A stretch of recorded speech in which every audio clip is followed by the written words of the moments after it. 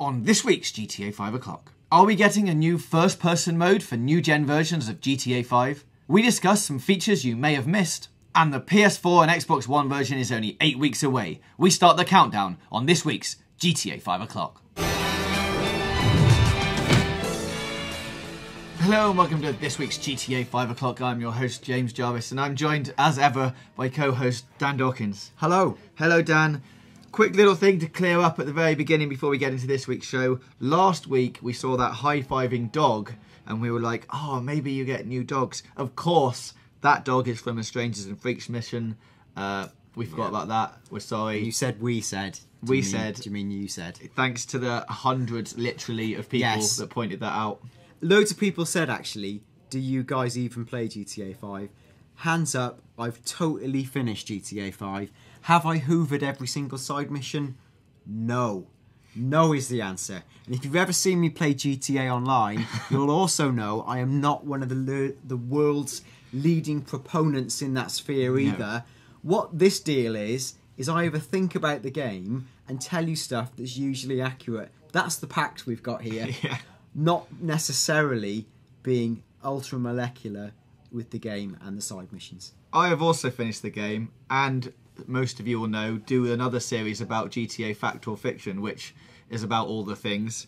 But I also haven't 100%ed it. We do have a man on the team, Mr. Trophy. He has 100%ed it. Yep. He probably would have said, you know what, that dog's from a Strangers and Freaks mission. But he does not come to the show every week, nor does he watch it before it goes out, because, you know, he's got loads of other things to do, much like us. We don't just do GTA, we do all the games, which makes playing all the games... all of the things. Yeah. So, but yeah, hey, thanks for pointing it out. Yes. Seriously, nice one. We endeavour to keep this as accurate as we can. Indeed.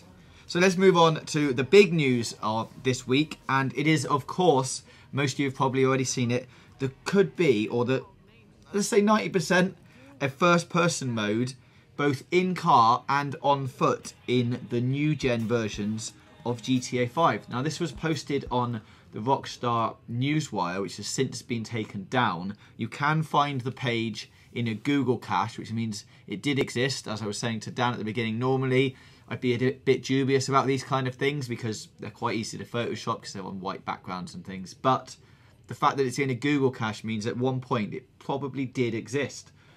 So it says in it, in addition to the above features, you'll see a brand new first-person mode for vehicles that shows the interior of the vehicle, including working speedometers, tachometers, dash lights, and more.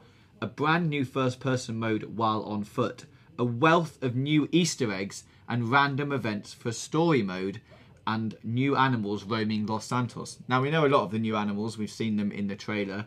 And in fact, we have seen a glimpse of the first-person mode in the first trailer that came out. When Michael gets into the car, you see him there, the dashboard's lit up, there's working speedometers. So all of this sort of ties in and makes it almost a certainty. Yeah, I mean, I think this sounds like a shoe-in for inclusion. Just the nature of this leak seems very, credible. It's one of those modes to me that is one of those things that we're doing it because we can, because the tech allows us to. Finally, we can offer this option to you. Truthfully, do I want to play GTA 5 in first person? I see limited benefit. Like, you could argue it improves immersion. A couple of things to spin off it that potentially are more interesting. One is, alright, if you can view it when you're on foot, you can view it while you're shooting. It does effectively have the potential to turn the game into an FPS of some description. Now, what if there was a distinct set of FPS controls, or like a more of a strafe function? You could effectively turn GTA Online into its own competitive version of Call of Duty by having first person only shooting modes with their own distinct controls. That could easily be done within the maps, and that's bad news for Activision. Allowing you to see the liveries is just a nice touch, puts it in line with things like Forza or Drive Club or other such next gen games. Again, limited benefit. Maybe you could add more customization. It's quite cute. Essentially just that. Something particularly and massively interesting, right, for first person mode is, what if when the game came to PC it was to be Oculus Rift compatible? Well, that's, mind blown, Dan. explosions over here. Imagine that. What? I'm not saying that is the case, right? And maybe there's all sorts of reasons it couldn't be, but it would definitely break the immersion barrier and the ability to play, you know, Oculus Rift GTA 5. There's a lot of people on all sides who'd want that to happen. Yeah. Well, and you say, you know, the PC version is coming later, and if this first-person mode is in the game and it will be in the PC version, then I imagine it will be a matter of weeks before somebody mods it to make it compatible with the Oculus Rift, whether they want it to be or not. Yeah, exactly. That's it. They don't even have to like explicitly do it. They can let people accidentally do it for them. Yeah. We've enabled you to do this thing for us. Amazing. Imagine exploring GTA 5 through Oculus Rift with them next-gen graphics. Minds will be literally blown, perhaps because Oculus Rift makes you a bit sick. But wow, that's going to be spectacular. So I think that side of it's exciting. Outside of that, like you said, James, I think it's really interesting is they've confirmed new Easter eggs and random events. Now we speculated at length last week about the expansion of the Mount Chiliad conspiracy. How could that manifest itself? Are they essentially saying, look, there will be new Easter eggs / Chiliad / jetpack?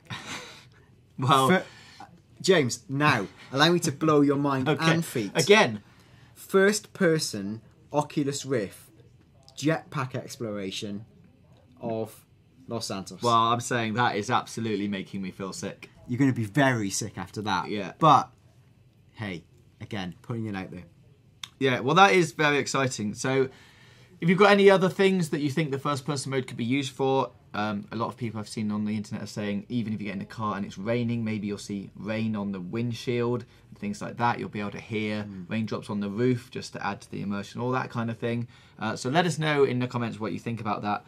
And we'll move on to just a couple of things I wanted to point out that you may have missed from the new gen announcements. Just in case you had any questions. If you do have any questions about it, please put them below and we'll try and answer them next week. So, first off, yes, you can carry over your GTA Online progress from PS3 or Xbox 360 to a new gen console. Now, I'm pretty sure it doesn't have to be the same format. Maybe it does. So if you were a 360 owner, I think this is probably fair enough, because if it's just transferring your data to the platform-agnostic cloud, there's no reason why you couldn't take an Xbox 360 profile and then play it on PS4 if you decided to go that way on the next gen, or vice versa. The data is agnostic within the cloud. Yep. It looks like at the moment that single player progress won't carry over, so if you want to go in 100% the new gen version, you'll have to go and do it all again. And as Dan mentioned, could this be because of new missions and activities that we know they've added into the new gen versions that might skew the storyline in some way that doesn't allow you to carry over that save? I'm going to suggest probably yes. I'm going to say I don't know. Okay, well, we will find out soon. Yes. The Dukes, Dodo Seaplane, Blimp, Wildlife Photography, new shooting ranges, weapons, and more, like those PS4 and Xbox One exclusive content, are only available to those who have completed the prologue in GTA 5 on PS3 or Xbox 360 while connected to PSN or Xbox Live. So if you want a lot of those new things, you have to have already played the game on a last gen, as we're calling them now, console. Which I think, it's fair enough to be able to be rewarded for playing the game for a year, and then you get treated to all of these new things. None of them are like game breaking. It's just an added bonus for sticking with it for a year. I still find it interesting that if the game can tell you played the prologue, why can't it actually tell what percentage of completion you got or what things you've ticked off? Maybe that's just like a very crude trigger point they built into the game and they can't measure the other subtleties, but it seems like a shame to me. Well, you have to have played the prologue before you can access online stuff, don't you? Like when we first played it for the first time, you had to go through that first half an hour of North Yankton before it would then let you go and do the online thing. Yeah, so maybe it's tied to that somehow. Yeah. All players will get $1 million GTA dollars in total to spend when you get the new gen version of the game. You'll get 500,000 in single player and 500,000 online. In single player, you're free to go and buy whatever you want, really, guns, weapons, things like that. In online, it'll probably 500,000 GTA dollars will get you a nice apartment and probably a reasonable car and a few weapons, so you won't be going in totally skint like we were when we first started. You'll have a nice wad of cash there to go and spend on what you want, so that's nice. If I was Rockstar, I'd hilariously make the first person mode $500,000 to unlock. You can only play it on online if you spend your 500,000. You'd have to unlock it twice, once for online, once offline. Each would cost $500,000. A completely zero-sum game to massively frustrate people. Wow, well that's quite I special. wouldn't do that. Yeah, you would. I would, but yeah, that's why I'm not a Rockstar. Alright, so that's some things you might have missed from in the new gen versions of the game. Let's move on to Snapmatic, the competition. Now, we didn't do it last week because everyone was very busy and Dan had to run off. But don't worry, he's here this week, so we can finally look at your BMX pictures. We will start with Brian Barnes, Dan. Abstract. Whoa! Brian Barnes forgot the actual BMX, yo. I mean, it's clearly just a piece of graffiti, but what I like about it is it looks like a shadow where the bike has been photoshopped away. And, you know, it looks like he would have been doing the trick in that position and where it is. Respect to yo, Brian Barnes. That's a good one. Next is Jahil Curry. Now, this was taken by Rosa Lee. He wanted that to be mentioned because obviously it's a two-person shot, this. So two people get the credit. Nice action shot. Kind of what I was thinking about when I asked for BMX shots. You done anything like this before? In real life? Yeah. Yeah, all the time. Cool. I mean, basically on the way to work this morning, I did something very similar, yeah. Again, another two-person shot is up next. Matthew Thompson by Old School 09. Now, this is quite, you know, it's quite far away. You can't really see what's going on. But I liked the setting and the city in the background there. Yeah. Good. I'll move on. Thanks for your input, Dan. No, that's nice lighting, right? Michael Thomas Forbes. Oh. Classic BMX balancing on a handrail. What's with the halo? Like, is that... It's a filter, I think. The BMX halo effect that I'm yet to manipulate with. Yeah, balancing the bike without the rider seems to be a thing that, like, has been done in all the GTAs, like a rite of passage. And here it is again, immaculately observed with the halo of BMX. This is almost like, you know, this is the immaculate BMX conception, the rider, the bike without rider. Yes. This is our version of a deity. Well, I don't know what you're going to think about the winner now. This is KY Skreth. He sent in a couple of entries. Ooh. This is his second one. Check that.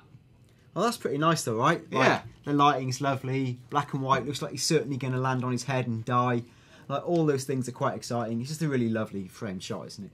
And that is why he is the winner yes. of this week's GTA 5 o'clock Snapmatic competition. Well done. So thank you for all your entries. We got loads, probably because we ran it for 2 weeks, but we got loads of them, so thank you.